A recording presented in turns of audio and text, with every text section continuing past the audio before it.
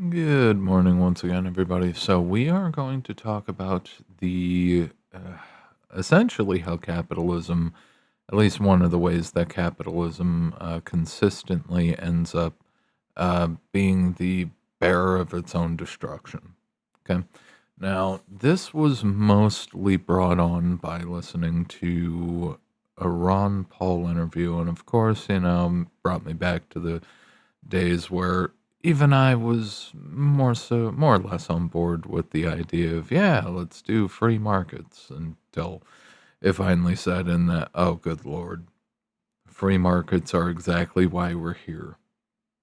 And then that disappeared pretty quickly. Now, the concept, the idea of a free market is absolutely brilliant. It's absolutely fantastic. The primary issue with the free market is it is free for about, uh, you could say maybe a day. Okay. Maybe it goes a week. Maybe it goes a month. And then literally every single pundit on the face of the planet will come out and start talking about, as the problems start to mount, people will naturally go to, oh, this isn't capitalism, it's crony capitalism. Yes, okay, sure, it's crony capitalism, or it's corporatocracy, or it's this, or it's that. And really, what it comes down to is, well, there's a couple of issues here. First and foremost, capitalism, every single time you are in a position where you have free markets, influence and wealth immediately start to move. The original winners, the people who started winning the game in the beginning, immediately start moving to gain more control of the field. All right. Just like Standard Oil. All right. Competition is a sin. So the winners of the entirety of the capitalist class all start in their own best interests, start doing things to capture the market. Now, of course, this will create problems and this will ruffle feathers with people who aren't doing so well. More recently, there was talk of millionaires trying to band together to fight against the billionaires and their disproportionate level of influence. All right, mostly because the millionaires realize that they're not going to be millionaires for too much longer if the economy continues on in its current state. Anyway, so then you get government involved, you get regulation, regulatory oversight, you get all of the gears of sovereign power involved in the process. Now, what ends up happening then, of course, is the wealthy classes who started winning the game in the very beginning, they begin to naturally start to do regulatory capture. Okay. And just like I've said it multiple times before, the majority of regulations, all right, are not the product of government. All right. Politicians cannot come up with most of this shit. Most of this shit comes out of corporate legal teams, all right? Because they want to cover their ass, they want to protect themselves from every single possible strand that would tie into them being liable for anything, all right? Once they have a solid, autistically regimented view of who's liable for this, who's liable for that, then they can begin doing whatever the hell it is they want. All right. And in a lot of cases, vast majority of cases, the corporations for all of the, oh, hell, what the hell, what do we call it? For all the lobbying and all the legal work, the corporations go out and tend to break every single one of those laws. Okay. It's just the reality. I mean, everybody knows that. I mean, given this might not necessarily be a liability thing, but everybody knows that the food is getting faker. The fact that chocolate is apparently quote unquote chocolate because of instability in the cocoa market. Um, Apparently, chocolate is becoming almost entirely vegetable oil what was it? It's vegetable oil, industrial lubricants, and there was something else. Oh, oh, yes. Vanilla flavored lubricant, vanilla or chocolate flavored lubricant, which is essentially oh, what is it? Vaseline, not Vaseline, but petroleum jelly. All right, food grade petroleum jelly. Okay, that's essentially what is shifting in that direction. Everybody increasingly is realizing that the reason why they feel like shit is because they're not actually eating anything real. Like the realness has left the building. Okay, and as more people are forced to endure the cheapening and enshittification of food, health of course is going to decline. And honestly, to the extent like corporations don't even necessarily realize how problematic this is going to be for them, because when your workforces aren't actually eating real food, they're getting sicker quicker, which means they're taking more sick days. They are getting fired because they're running out of hours. They're sick all of the time.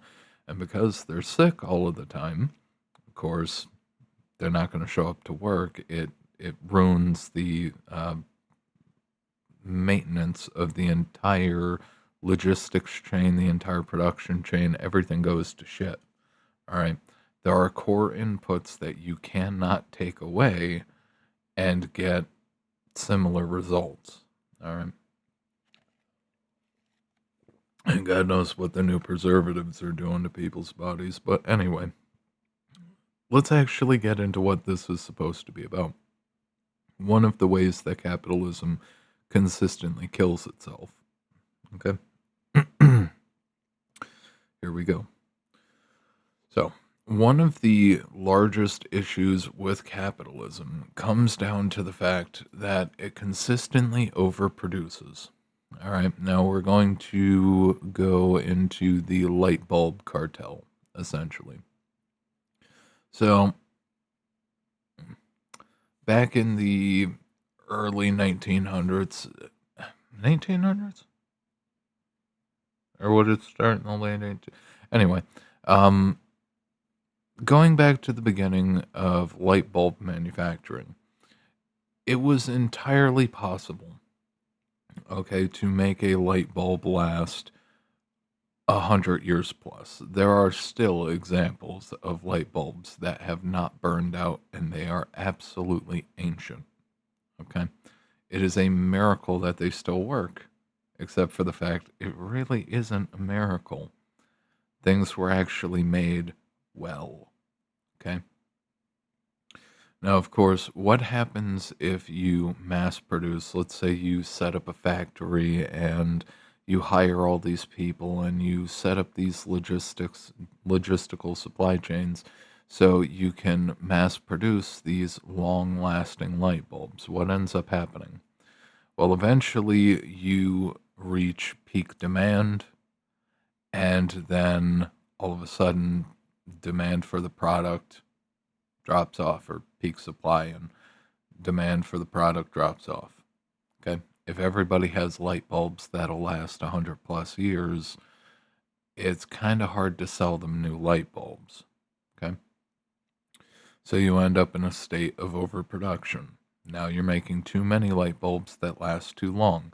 There are a couple of solutions to this, but if something isn't done quickly and something drastic, we're going to be in a situation where all of those jobs disappear. The factories shut down, the factory owners go bankrupt, these supply chains fall apart, and all of the jobs connected to those supply chains and the mining of the minerals and the transportation, um, all of that disappears. So you have first, second, third, fourth, fifth, sixth, seventh, eighth order consequences. It's like dropping a boulder in a fucking lake. Okay, the shit ripples out in all directions. All right. So what do you do? What do you do? Well, option one, you let it happen. Okay. Which would be terrible for the economy, terrible for everybody connected to the light bulb production. Okay. So, option two, enshittification. Very well marketed and well branded, forced enshittification. So what you do is you come together with your friends and your other fellow light bulb producers, and you cut a deal. Okay, we are going to create an organization that is going to set the testing requirements. And a light bulb can now, we're going to set the terms that a light bulb should only last 5, 10 years. Okay. Or you could start off, say, 50 years and then slowly cut it down from there. So they all get together. They create this new agency for standards that they all pay into. And then you do campaigns talking about energy efficiency. Now, are they more energy efficient?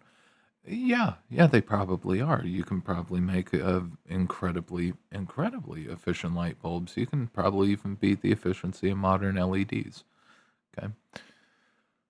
But once you have this in place and once you begin to inshitify, once you work towards more and more planned obsolescence, energy efficiency honestly was probably the biggest selling point, the biggest push. All right, because a 100-year-old light bulb, of course, it's not necessarily going to be energy efficient. But if you tell people that they can save money on their electric bills by throwing out their light bulbs that'll last 100 years and replacing them with light bulbs that'll last half as long or a quarter as long, they'll probably go for it. Okay. Especially as time goes on, the push becomes harder to, save energy, especially when you attach to something like climate change as an issue. All right, so it makes it really easy to sell on that point. So once you get everybody to give up those light bulbs, now crisis averted. Okay, you and all the other producers can just keep creating light bulbs, and people are paying more and more and more. Now, if you were to balance the energy efficiency with the fact that that factory production never stops, you could cut that either way. Technically, the light bulb is going to be more efficient, but the fact that they have to keep making them because they last a quarter as long or less, how much energy does the entire production and supply chain chew up? All right. Think about how many gallons of gas were burnt by workers getting to work and back every single day. How many gallons of diesel got chewed up moving shit around, all right, within the country on the semis, all right? Think about how much raw oil. It's not asphalt, but it's one of the levels, I forget, above or below asphalt, but the rough tar that they use to power cargo ships. All of that, all of the raw materials and all the energy burnt up to continue that production probably outweighs any efficiency gain. And the fact that we're going to have to continue to produce light bulbs into infinitum because of the light bulb cartel,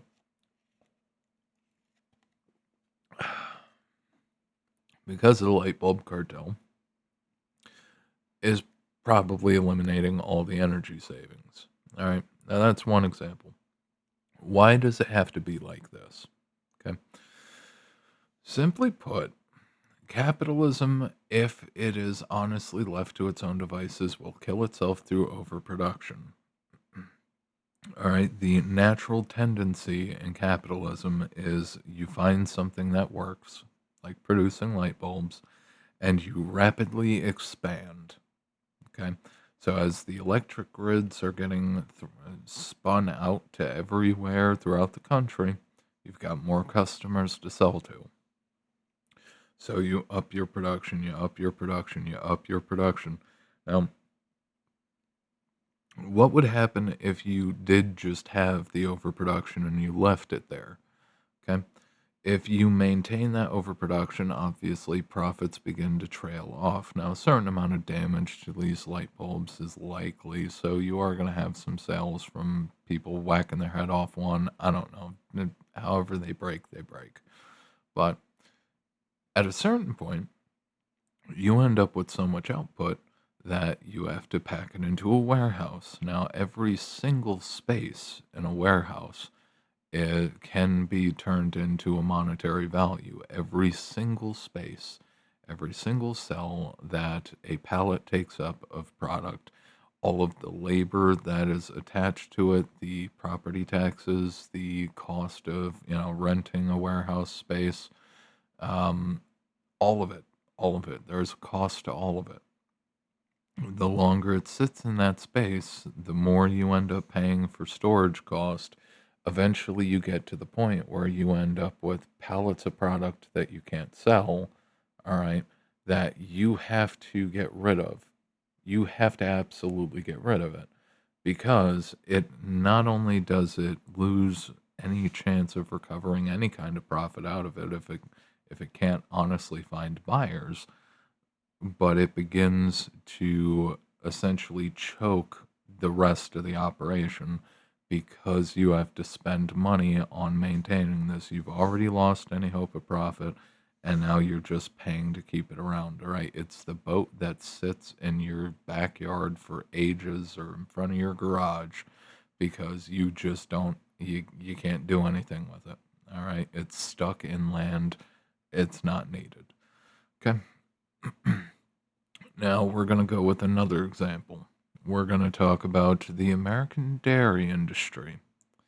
Okay, now most people have heard the stories um, about the dairy farmers having to dump massive amounts of milk. Now, this isn't just in the US, this is all over the world. Well, all over the developed world. All right.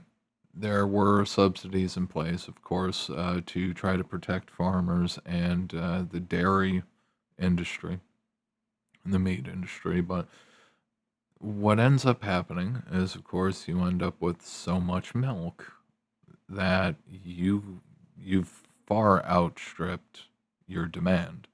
All right, the only option left, you could package it up and try to give it away for free, but that would just further cause price disruptions.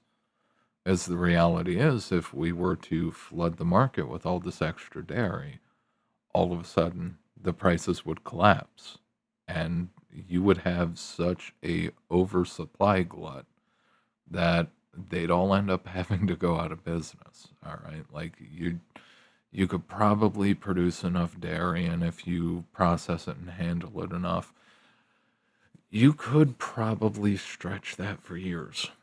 All right, of course you'd have to powder it and then bring it back from powder, moisturize it, all right, in order to start putting it back on the shelves as normal, fresh from the teat milk. But so, in order to deal with the oversupply issue with dairy, all right, because of course you could make the point spoilage is obviously a thing.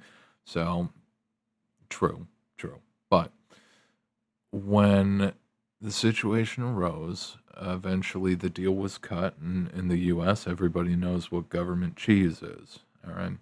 The federal government created essentially a gigantic underground vault, all right, and started absolutely just buying all of the excess dairy, all right, that would have otherwise gotten wasted.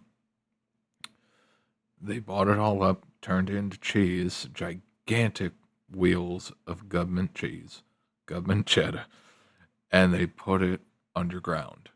They dip it in wax, they do the whole thing, and it sits there. And for a while, it was actually part of like food stamps benefits and things like that. Honestly, a lot of people honestly miss the government cheese. Now, from what I know, because I never saw it, but from what I know, it was incredibly good at backing somebody up for days, if not weeks. Um, it was not exactly the best stuff, but some people still remember the taste of government cheese from childhood, and they actually kind of want it back. Anyway, of course, cheese is fantastic. It's good, apocalypse food supply. Essentially, you get your salt, you got your fat, you got some protein. It's fantastic. Anyway, even though it is not like widely distributed, they're still they're still putting turning excess milk into cheese and hiding it in a hole. All right, they're still doing it. I don't know whatever happens to it, but they still do it. You can't dump the supply. Of course, you can't just, start offering free milk, all right? Because if you dump your entire supply, this massive oversupply glut, if you dump it all onto the market, the price completely implodes and everybody's going to end up having to go out of business. Okay. So you can't dump it on the domestic market. What about the foreign market? You could do something like foreign aid. You could, the government could work with the dairy industry, the dairy farmers, to powderize all of this shit and send it to the third world. This, of course, would have two issues. What happens when you dump massive amounts of oversupply into the foreign market? Well, at first, it's well received in a lot of cases. All right. If we're talking truly third world, at first, it's well received. Okay. What ends up happening is because it becomes essentially a given food stock, people don't need the domestic food anymore. All right, so the economic incentive to actually grow anything in the local areas wherever it would be distributed begins to fall away. Okay, now this creates a problem for these countries because they essentially become perpetual welfare recipients. All right, in this regard, because all of a sudden nobody domestically has the need to do dairy production. But also, if most of the country is getting just tons of dairy product, all of a sudden they don't really need mass food production either, and they start to slip in the agriculture. So what would end up happening is these countries will be like, no, no, we don't want. All right. Or the other option is they keep taking it and then they repackage the donated dairy product and try to sell it onto their more local markets. If it was going to Africa, try to sell it to other African countries who weren't getting free dairy product from the U.S. Okay, that's one way to deal with it. Now, you can't just dump it onto the domestic market. You know that dumping it onto the foreign market is temporary, all right, at best. So the only real option is to dump it into the ground and destroy it. As if the price drops all of a sudden, if the price were allowed to drop, you still have a bunch of cows that need to get fed and they got to get milked, and you need machinery for that. All right. Given you could do it with your hands, but on that level, on mass production level, you need that shit. Capitalism always pushes, it's not good enough that, there's one guy in the village who can make a pizza. All right. That guy has to expand, and all of a sudden he creates a pizza factory and he's exporting frozen pizza all over the planet. There's always that push to grow and grow and grow and grow. The desire for maximum efficiency is always there. Throughout history, all right, so it's tied to colonialism because, of course, at a certain point, so let's say you are in the country that is facing a supply glut of a certain thing. All right. The company, the factory that produces whatever item, runs into the situation where the domestic market has been completely filled. All right, all domestic demand has been filled. What else do you do? Okay. The next step is to cry to the government, essentially, and push for trade deals with foreign countries, which hopefully would favor your country over theirs.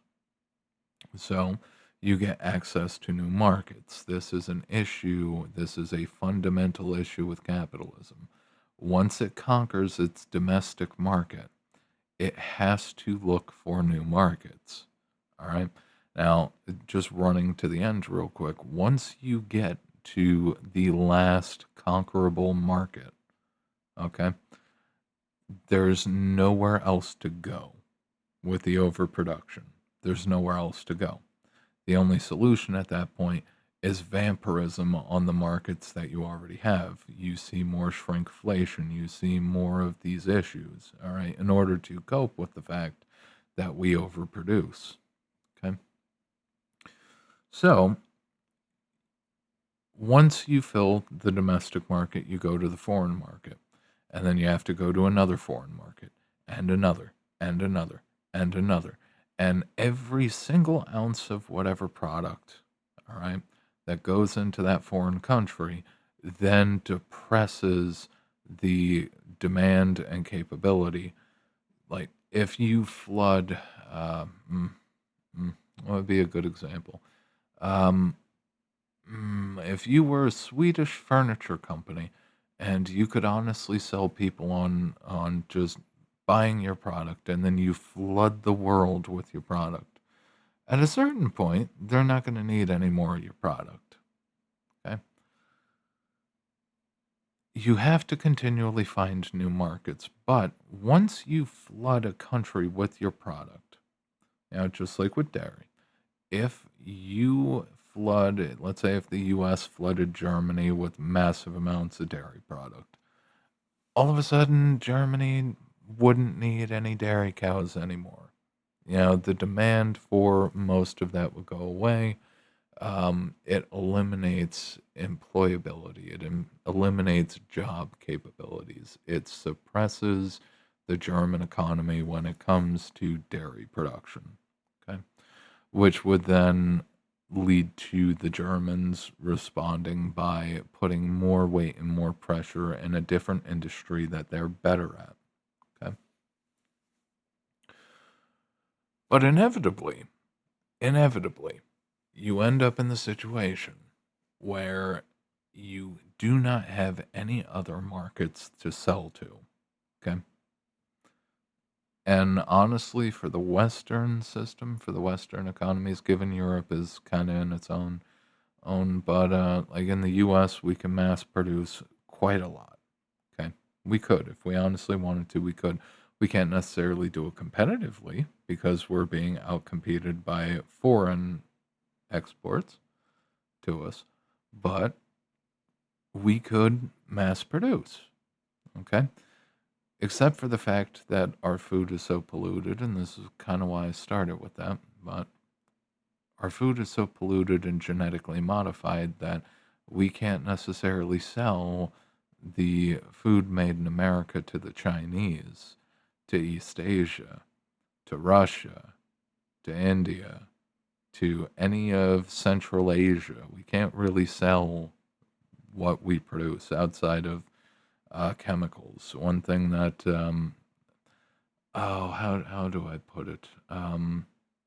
Foreign um, um mm, damn it, I hate having to talk in the coded language. I really do. The turban wearing community who are often wearing black with long range lead dispensers, who are very angry at what they would refer to as infidels. I don't think the algorithm polices that word. Anyway, uh, let's hope not. But they love American cosmetic products and like self care products, for instance. But for the majority, there's no other markets left. All right, we can't really sell our products, especially considering that our products aren't even made by us anymore. Most of our products are Chinese. All right, they're made in China. They get an American brand, and then we try to sell them to Africa, I guess, at this point. Okay, Africa, the Mid East, wherever the hell we can sell it. Which is why world trade and trade organizations are so fucking important. But of course, it intertwines the economies. So one economy gets really good at producing X, one gets really good at producing Y, and essentially every country finds itself in the position where it maybe it's able to produce efficiently, effectively, and profitably in one or two, maybe three key sectors, and then everything else gets crushed by the foreign imports, which is where the tariff game ends up, you know, rearing its head because you want to protect your own domestic industry, but the reality is globally when it comes to the economic system and the fact that everything is based around efficiency. No matter what, you can't really compete with the shit. You can't, which is problematic, which is why like most people in the West right now are shitting bricks because of the AI and the outsourcing. But the biggest issue really is American and Western European labor now has to compete on the same in the same global labor market as Pacific Islanders, East Asians, Central Asians, Africans, and we do not have prices domestically built for that kind of a global market. All right, because we're so entwined to this mess. Something's got to give.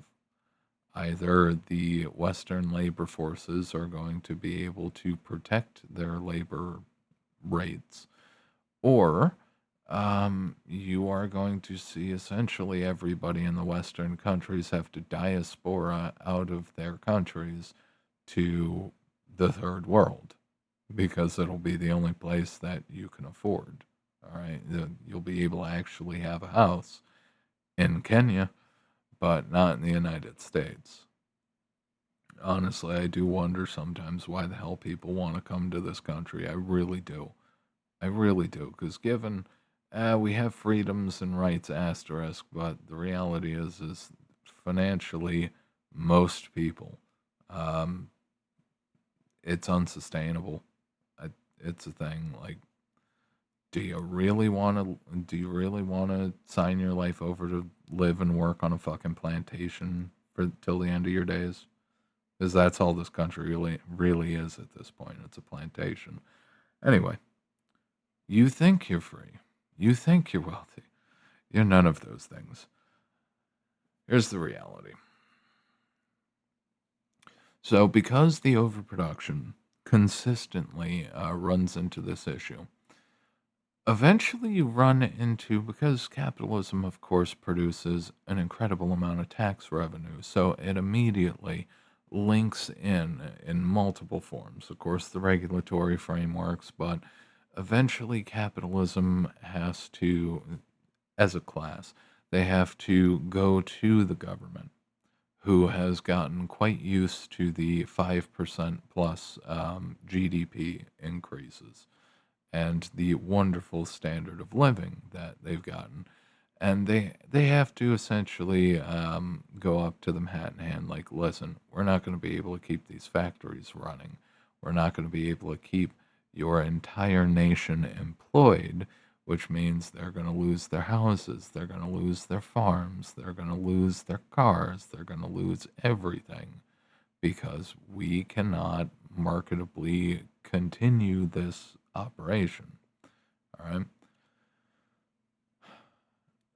So they'll go to war. War opens up the doors to new markets. That's one solution. All right. And it's one solution that government is absolutely prone on. All right, because especially when you control the currency, you can just generate more and it'll all come at the cost of the people anyway. When you think about all of the connections, really the biggest issue with capitalism is the fact that in trying to mass produce, in trying to grow, because if you're not growing, you're dying. All right. In this process, they always get to the point where there is so much at stake if they have to go out of business. Okay. Naturally, if capitalism were to achieve max demand, all right, and this is part of the reason why, like, most people wonder why the hell their lives feel like it is like they're hamsters on a wheel just running forever. People wonder why the rat race is a thing. Here's what it is. In order to keep this system going, so let's use oh, yeah, we can use light bulbs again as an example. All right. So the light bulb industry, of course, you have all of the people working, which is important, but you also have all the skills and know-how into not just how to produce a 100-year capable light bulb, but how to produce highly energy efficient light bulbs. The people who went to college, the people who know the science, the science, the people who know the science, the people who know chemistry, biology, all these other um, intellectual heavy trades, the people who know how to get shit done, all right, whether that is white collar style or blue collar style. Once those people, like if the light bulb industry produced enough light bulbs to satisfy demand, not just today, but going 20 years into the future, all right, let's say the factories rolled up. All right, let's say light bulbs as an industry completely imploded. Okay. The people who built up the skill and the capability in order to not just build up the factories, but to produce the light bulbs, to know what metals to use, to know where to source those metals, the entire intellectual supply chain would grind to a halt with it because we don't need it anymore, so nobody cares about it anymore. The same way that mostly in the United States, because the steel industry is mostly toast. All right. Essentially, the only reason America still has a steel industry is outside of national security. Really, they wouldn't survive without domestic help in some form, federal help in some form. The reality is that all of the important base knowledge in order to do any of this disappears as the entire structure around it collapses. Okay. So if we get to max utility and we don't need any more light bulbs, that industry completely falls apart. All of the jobs connected to it, first order, second order, third order, and on, vanish. They disappear. Okay. Or at least when it comes to like raw materials, mineral production, then that would naturally glut the market because if all of a sudden you don't have a consumer, all of these mines have to find some other buyer. So they try to sell to everybody else and it depresses the prices for everything else. Okay. So you would naturally think, okay, people would just, we don't need light bulbs anymore. We can move on. We can do something else. We can take this factory and instead of produce light bulbs, we can produce cars. Same damn issue happens. You end up producing more cars than you need. There are still, now given this was mostly because of regulatory, but there are still thousands, tens of thousands. Honestly, I wouldn't be surprised if it was millions, millions of cars sitting in the desert, just sitting there. They're perfectly good. They might not have actually been able to pass the emissions test, but they're sitting out there. All right. We the only way to keep all of the structures in place, all right, the only way to make up for the fact that capitalism at least when it begins, will keep overproducing, will keep trending towards overproduction in order to keep an economy moving. All right. What you have to do is you have to debase the product. All right. You have to keep the wheels turning. You have to keep the profit coming in. All right. Without profit, everything collapses. Okay. So you produce shittier cars, you produce shittier light bulbs, you produce shittier everything in order to ensure that the turnover is high enough that you will be able to stay in business. All right. You will be able to still keep selling cars, to keep selling light bulbs. You have to, like, whether you want to or not, planned obsolescence, and this was known. This was known. This was part of the deal. The reason why, all right, part of the reason why the economy absolutely shit the bed for the Great Depression is because we got to one of those overproduction states. All right. So if you produce a lot of quality product, okay, all of a sudden people don't need to buy your product anymore. The jobs start drying up. Tied in with Keynesian economic models, you have a runaway deflation. All right, the currency becomes more valuable because there's less of it and there's less things moving. The debts explode because they're essentially at this point wholly unpayable. All right, and you end up in a situation where people who worked their asses off, essentially all of their hard work is devalued by the system hmm, by the system unraveling. And the oddity is, and it really is an oddity, um, if you have a deflationary death spiral, the value of the assets that the people who worked hard to get, the value of those assets decline. Maybe not over the same time span, but they decline roughly as sharply as they would with a sustained inflation.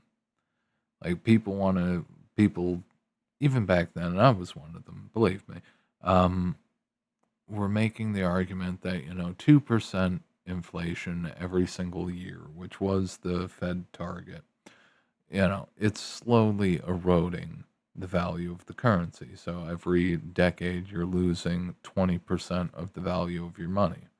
Okay. If you had a deflation, all of a sudden, you, if you own the assets outright, entirely outright, you still find yourself in a position that if you wanted to sell anything, you'd have to sell it for significantly less because there's less money on the market. There's less actual rotation of currency. In order to deal with the overproduction issue, industries all got together. All right, we got to stay in our jobs. Essentially, what it comes down to is even though capitalism at its face, first order, at its face, it's supposed to be the most efficient way to do things. And it's supposed to improve living standards and everything else. The issue is the second and third order consequences of, oh fuck, we've overproduced everything. Now we can't sell it. And we still have to pay this labor. And we still have all these inputs.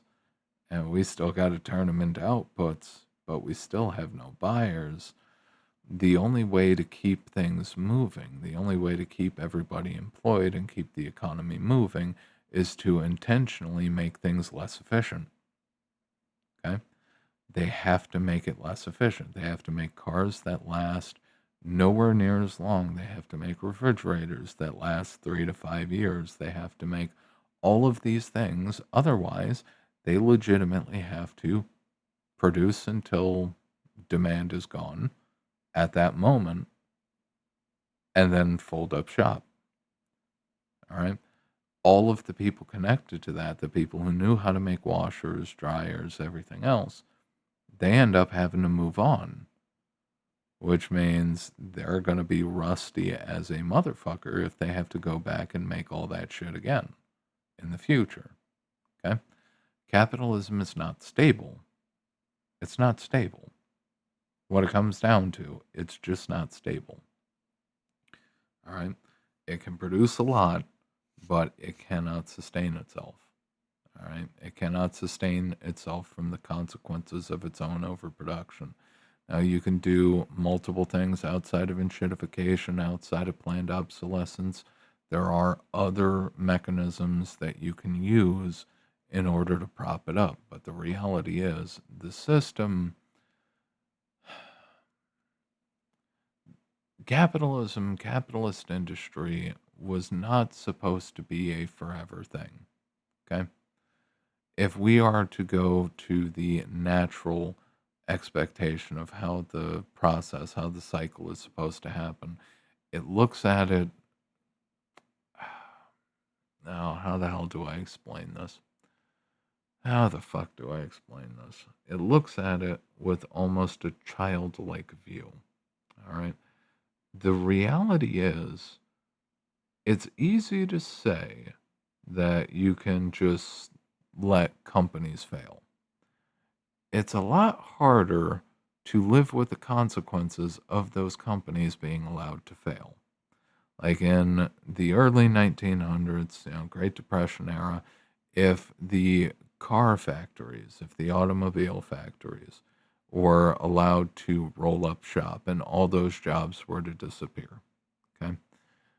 Normal people, naturally, you might take a shot in the dark and say normal people would go out and try to do something. Except all of these, essentially, capitalism comes down to the fact that everything becomes too big to fail. Absolutely everything. So everything becomes part of this engineered hamster wheel. They have to keep it going, right? Even though they know it's inefficient, even though inefficiency grows over time, right? If they were to actually produce to an ideological constraint, all right, the idea that they do produce a better product every single year, okay, that they produce quality and that they give it to you at a fair price. If they did it, and if they, when they ran into the overproduction, they would have to lay off everybody, give up all the machinery, give up the factory, give up the land, and then all of a sudden find something else to do. It almost kind of sounds like it does right now, doesn't it? So the only thing, and the fact is, workers, of course, get paid less than what they're worth. That's baked into the system. But the thing is, in order to prop this system up, they've gone to levels of debasement that are shocking.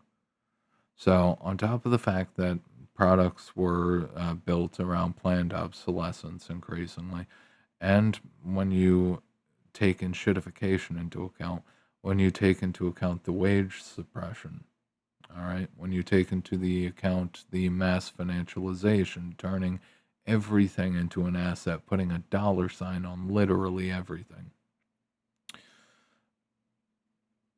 They've debased the currency, they've inflated the assets, they have tapped every foreign market in order to try to make up for the fact that they couldn't sell. Increasingly, they couldn't sell because foreign competition was slaughtering domestic competition, even when that domestic competition was still producing overseas.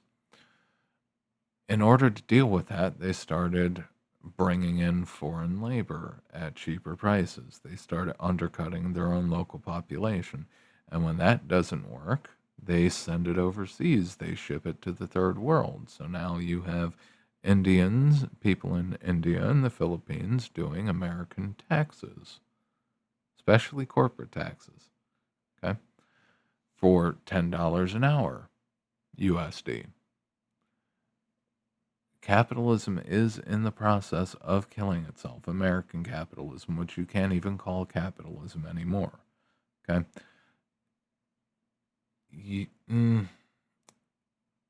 Capitalism, if left to its own devices, because it's too good at what it does, will blow up its own base economy. All right. It gets to the point where it's grown too big, it overproduces too much, and naturally, once it has started to hollow, so again, like I mentioned, as it has gone out into the world to acquire foreign markets, once it's reached full saturation of the product, the only thing it could do at that point is start to cannibalize all of the markets that it has. So it does it through labor, it does it through situations where it can push for debasement, it does it through every avenue available. Okay? Just like with the milk, at a certain point, you end up in a state of overproduction where you have all of this excess. You can't you can't give it away for free, because if you give it away for free, you destroy the value of your own product. Okay? It's the way human minds work. But if a bunch of people got free houses, all right, and then they try to sell you that same house for a market rate, you're not going to accept it. All right. But what it's going to do is it's going to bring down the value of all the previous houses. Okay. Same thing with the cars. If they gave away all these cars, what ends up happening? What ends up happening is the current cars become devalued. You start getting the deflation that's built into capitalism via this overproduction. This deflation creates a depression.